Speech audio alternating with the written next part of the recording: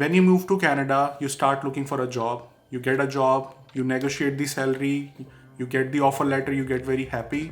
But when you get your first paycheck, you get little disappointed because there are so many deductions and net in-hand salary per month is way less what you get on the offer letter. So to save you from that shock, I will be explaining today what a Canadian pay stub look like, what all deductions are there, what all components will be there in the pay stub, so that when you look at your first pay stub, which is salary slip, you don't get shocked. So let's continue with the video.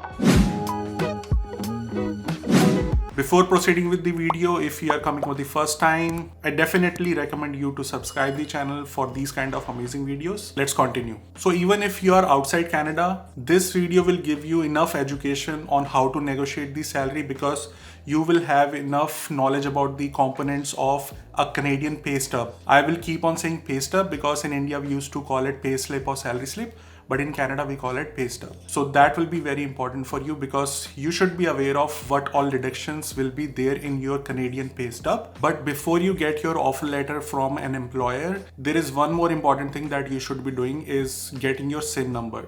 Because whenever you will apply for a job and you get an offer letter, they will ask you for your SIN number. That is the first thing you should be doing when you move to Canada. So we got our SIN number on first day of moving to Canada, but you should be doing it as soon as possible. Plus, SIN number is a unique identification number for you and it is very, very confidential. So you should not be sharing this number with anyone except your employer to identify to the government for your EI benefits, for your contribution to the pension plans, etc. So it should be only used at a limited places. It should not be available to everyone. There were few scams also happening around SIN numbers. So there were scammers who were calling the permanent residents and asking for the SIN number. There were few people who were not aware of it and they were sharing the SIN number and they were getting scammed. So number one tip is do not share your SIN number unless you are very sure that it will be used for a right purpose. Second thing is you should have your bank account. So once you're applying for a job, then you will start getting your pay every 15 days, I would say, because mostly in Canada,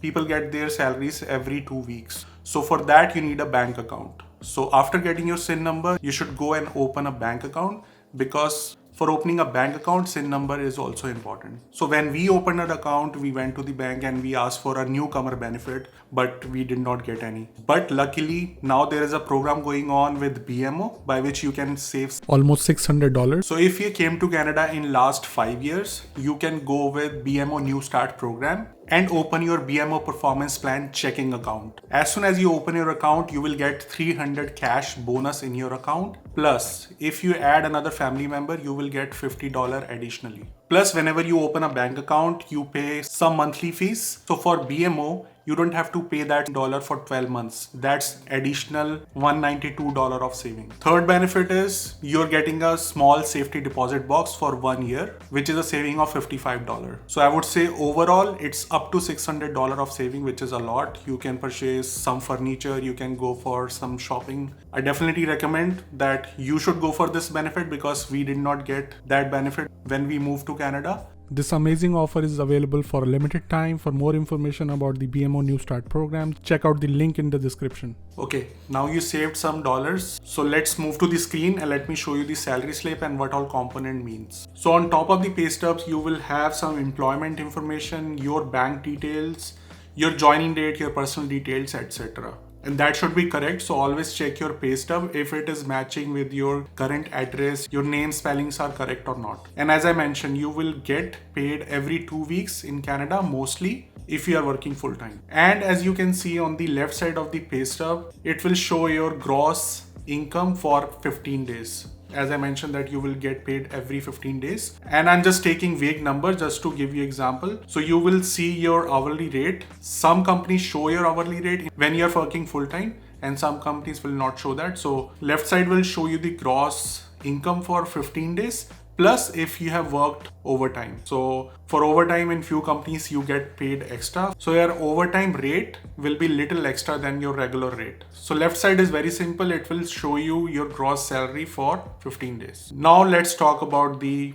pinching part, which is all the deductions. So as you can see on top of it, it is showing CPP. Now, what is CPP? CPP is Canada Pension Plan. That is the money which is taken out for your pension plan, which is given to every Canadian citizen. Starting the age of 60 or 65, you can start receiving your pension from Canadian government as soon as you retire. So you might see this as a deduction, but this will help you for your retirement. In order to qualify for it, you must be 60 years old, have made at least one valid contribution to the CPP. The percentage for CPP is 5.45 of your gross income, but it keep on changing every year, so you can check that from CRA. And good thing is, whatever contribution you are making to your CPP, the employer also make the same percentage to your pension plan. So which means in this case, let's consider the CPP percentage is 5.45, then approximately 11% will go in your CPP, because employer will also contribute the same percentage for your CPP. So on an average, you get around $650 to $1,200 after the retirement till the time you are alive. So all these contributions that you're doing towards your CPP are going to help you in your retirement. And the best way to check your CPP and your balance is by going to the CRA portal, because it varies person to person depending on how much you are contributing,